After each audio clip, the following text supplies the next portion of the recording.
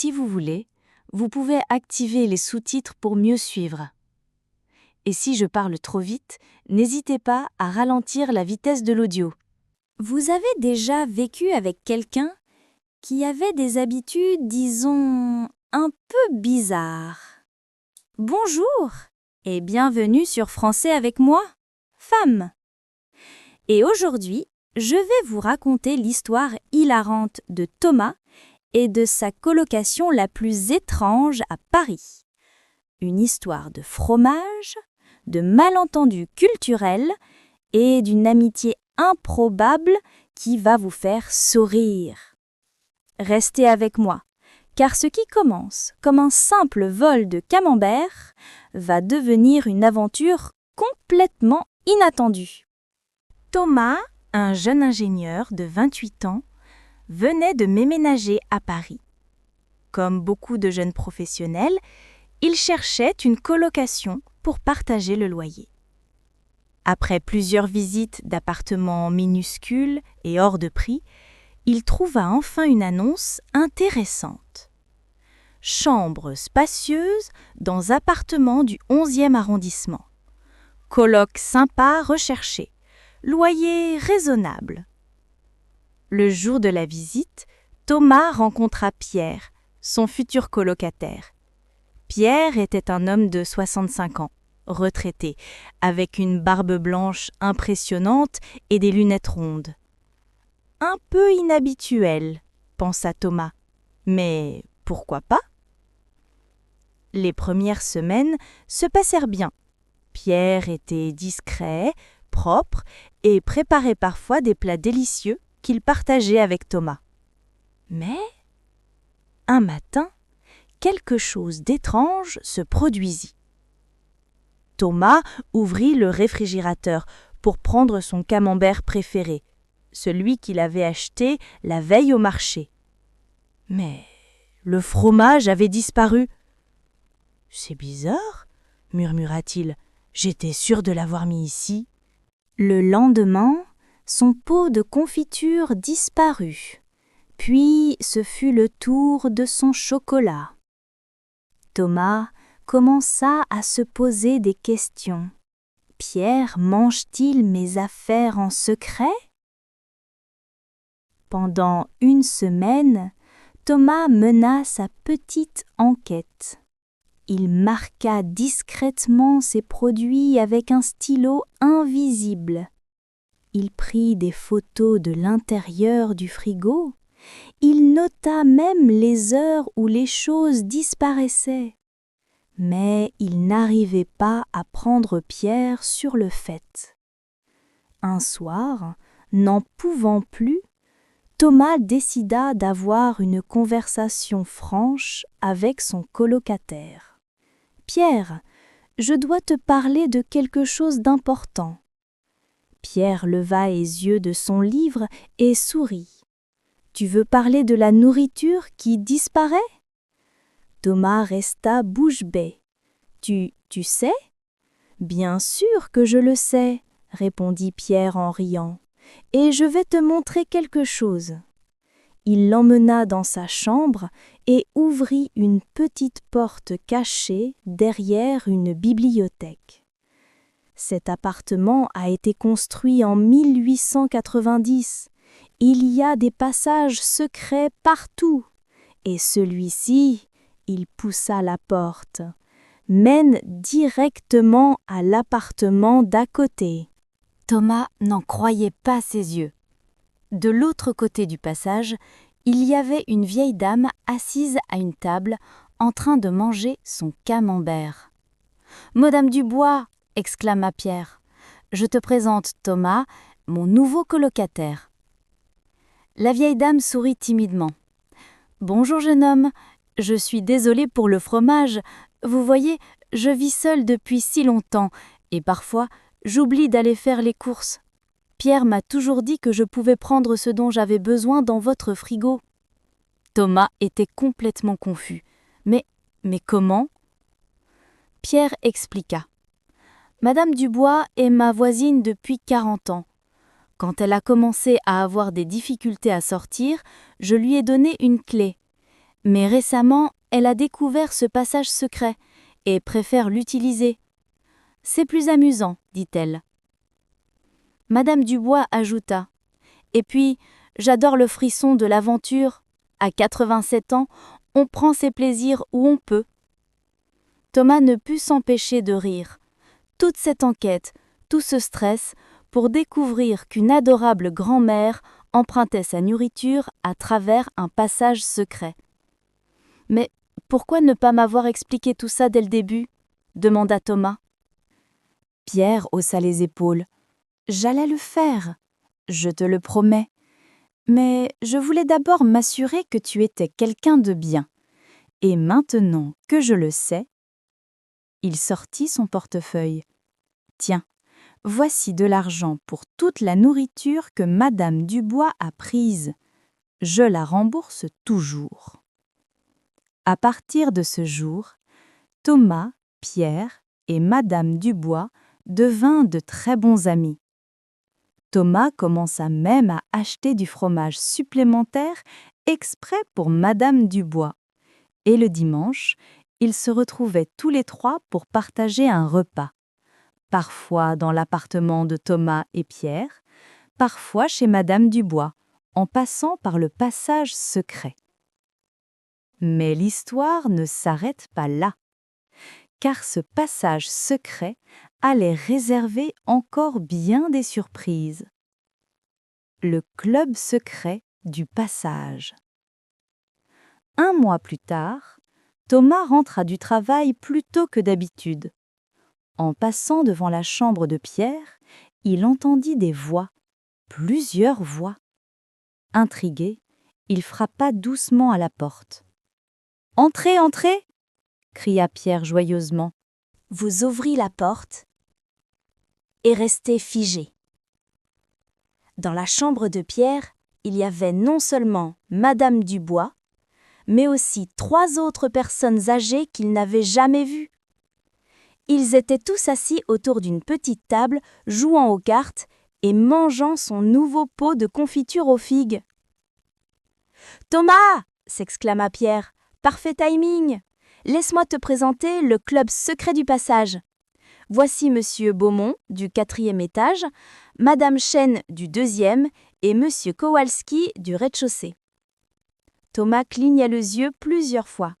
« Attendez, vous me dites qu'il y a plusieurs passages secrets dans cet immeuble ?» Madame Dubois rit en tapant sur la table. « Oh mon cher, cet immeuble est comme un fromage suisse. Il y a des passages partout.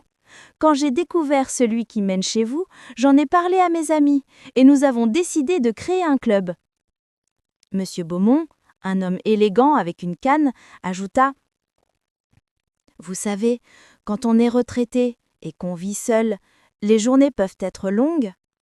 Ce club nous permet de nous retrouver, de jouer aux cartes, de discuter et, parfois, de goûter des spécialités venues de différents appartements. » Thomas ne savait pas s'il devait rire ou pleurer.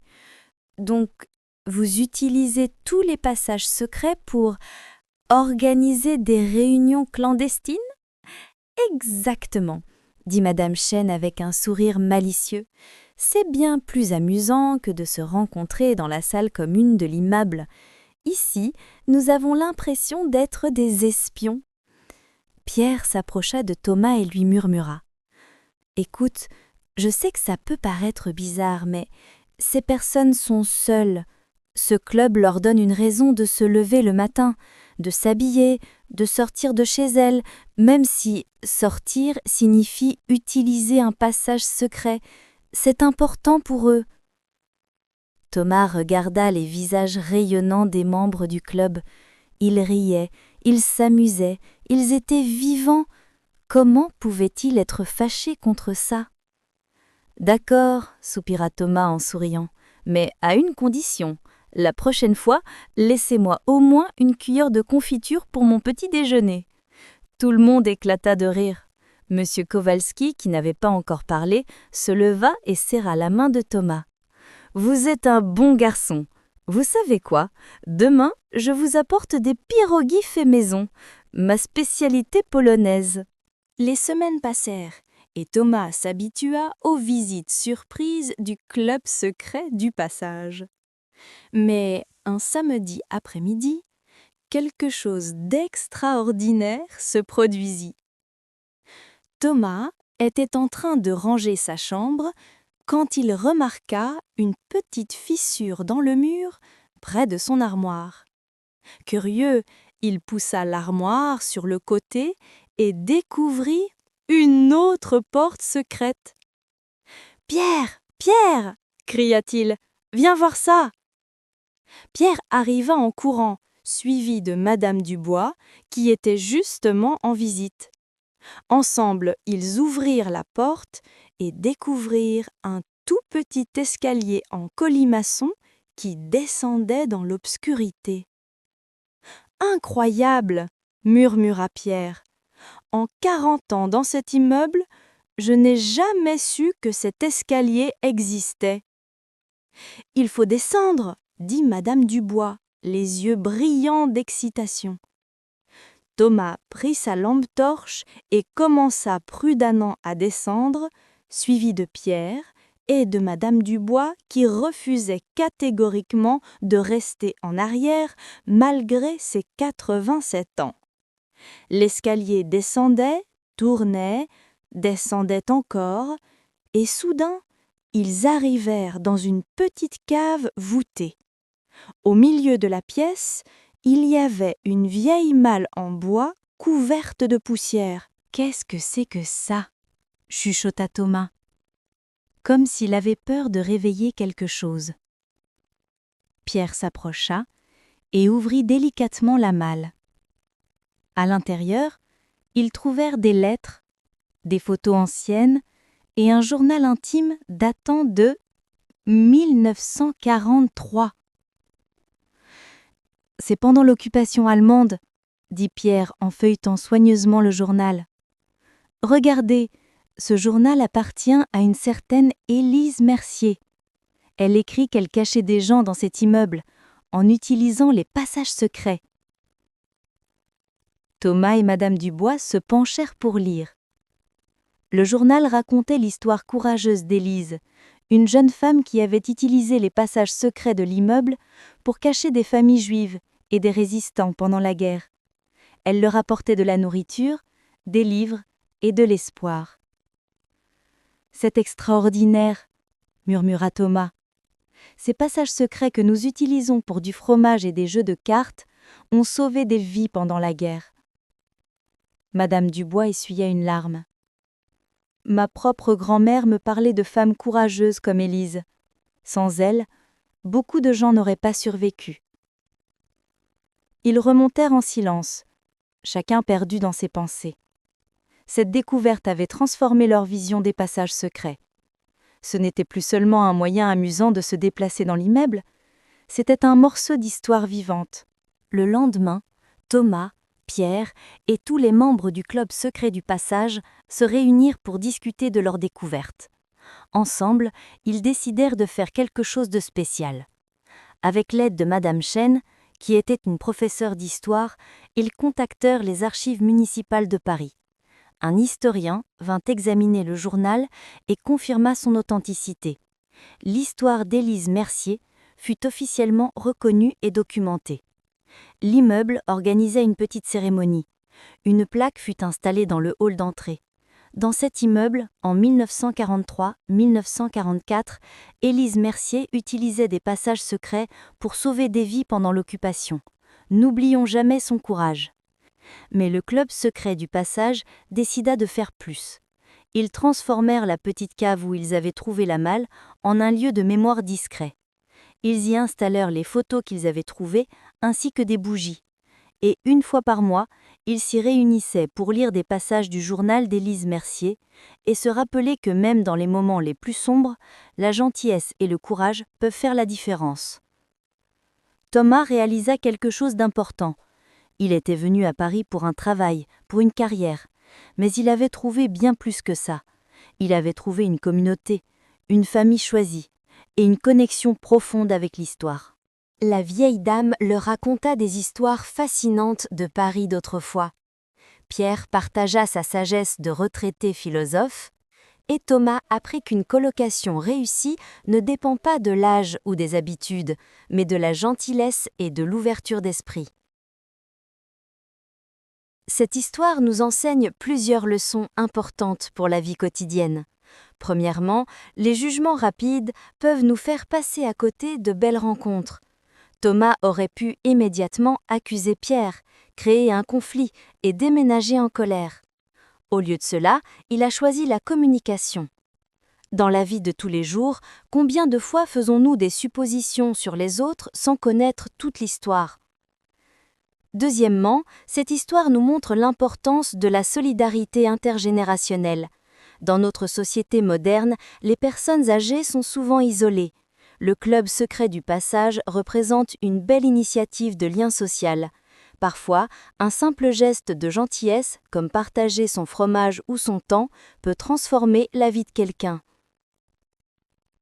Troisièmement, nous apprenons que l'histoire est partout autour de nous, même dans les endroits les plus ordinaires. Cet immeuble n'était pas un musée, c'était juste un bâtiment parisien normal, mais il cachait une histoire extraordinaire. Cela nous rappelle de regarder notre environnement avec curiosité et respect.